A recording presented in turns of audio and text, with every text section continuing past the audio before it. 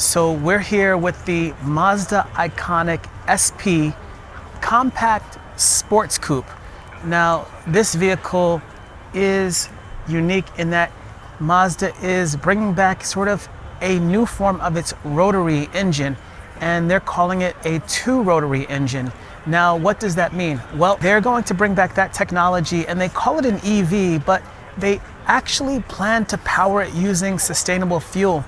So you could imagine algae as a type of fuel, or oyster shells as well.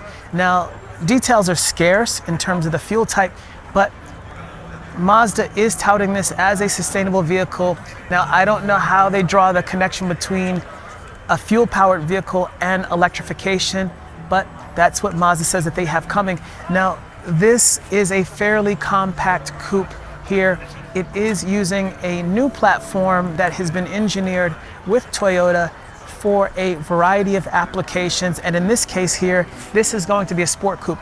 Now, why are they doing it? Well, they're really trying to bring back or generate the interest of people who like cars.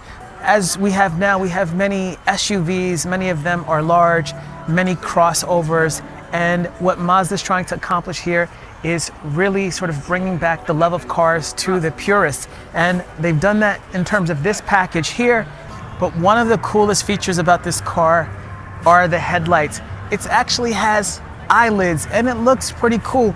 So we can imagine cars like the RX-7, which has those iconic flip-up headlights, and then also this striking red is really meant for sort of the purpose of a good feeling toward life, a good feeling toward living. So it's a very interesting concept from Mazda. Not sure what the timetable is that this vehicle might see production, or in what form it would see production, but we could imagine something around the 2026 timeframe at the earliest for this type of vehicle. So this is the Mazda Iconic SP electric vehicle.